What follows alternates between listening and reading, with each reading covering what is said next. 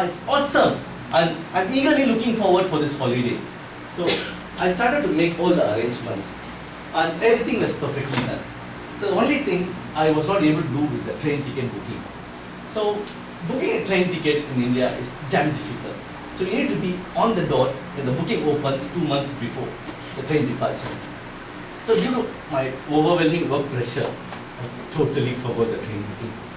When I realized it was very late, and guess what? The tickets are completely booked. So I managed to book only the tickets in waiting list.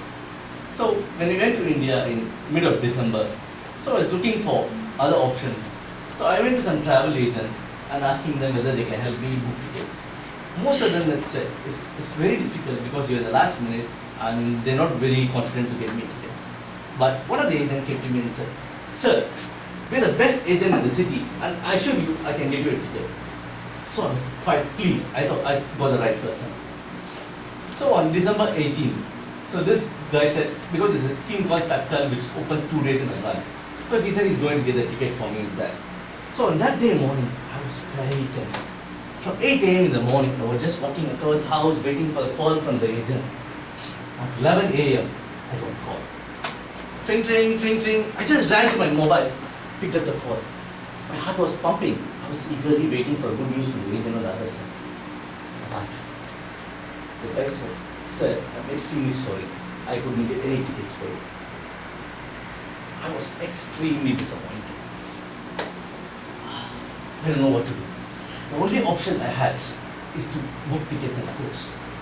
The distance between Chennai to Alappuzha is 750 kilometers, and traveling by road in India is very difficult. Considering the age of my in-laws and small kids traveling with us, it's going to be very tedious. But I didn't have a choice. So I was searching in Google and managed to find a semi-sleeper coach. But that coach was only up to Cochin because all the tickets to Alappuzha was fully booked. No choice again. So I booked the tickets only up to Cochin, which is 70 kilometers before Alappuzha. So I arranged with the van driver to come from Alappuzha to pick me from Cochin to go back. The other hurdle I had is I got only 7 tickets out of 9. What to do?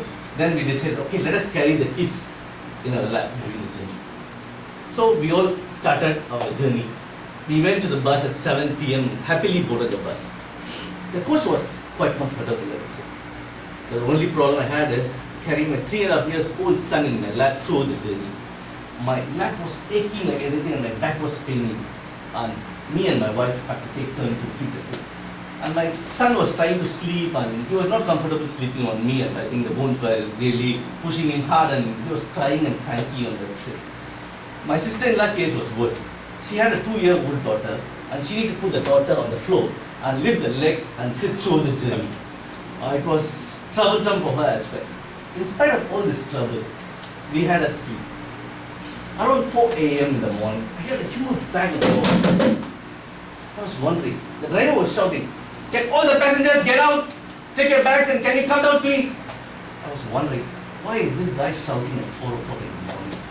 So few of the passengers went down to see what happened. The driver said, "We have a severe technical fault and the bus cannot continue the journey.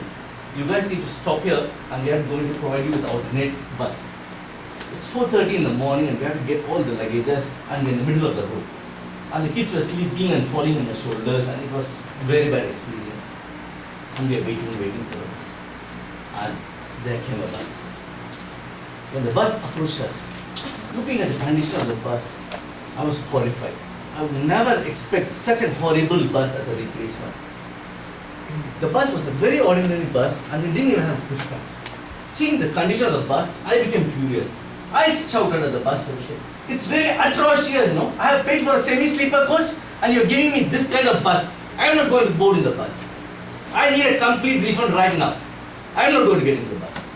I was shouting. Then the fellow passengers came to me. They took me aside. "Hey bro, you need to understand the situation. It's 4:30 in the morning and if you're going to argue like this, we're not going to go anywhere. We're going to stuck here for the whole day." Then I thought, yeah, it makes sense. Then we all compromised, then boarded the bus. The bus was literally crawling. And the driver was so rude and whatever questions we asked, he never responded to us. And I realized that definitely by the time we are going to reach Cochin, it's not going to be 7:30. that the agent promised me that he reached Cochin 7:30 in the morning and arranged the van driver to pick me at 7:30. Then I realized the traffic was very heavy on the way, and I called my van driver and asked him to come around 10 a.m. in the morning to Cochin. Then by the time we reached Cochin, it was 11 a.m.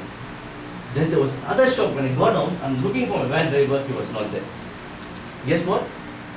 The driver has stopped in a different location and just went off.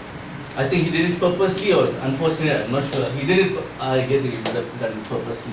Left us and we called the van driver, and by the time he looked for us, searched for us and came down, it was around 12 p.m. We are supposed to check into the houseboat by 12. Then our journey from Cochin to Alappuzha started. Again, traffic was quite bad and it was so hot and we were really exhausted. By the time we reached Alappuzha, it was 2:30 p.m. in the afternoon. And we were totally exhausted with this 20-hour journey. Then, but when we got into the boat, seeing the facilities, we all were very much elated. So this is me after our 20-hour journey, having a welcome drink even without brushing the teeth in the morning. So by the time 2:33 I went in and looking at the facilities, we were all very much elated. We didn't expect such a nice facilities inside the boat. It was the bedroom inside the boat. The boat ride started. It was a spectacular ride. And the food they served was incredible. And whatever scenery we saw was iconic. So we all felt that it is better late than never. Back to Toastmasters.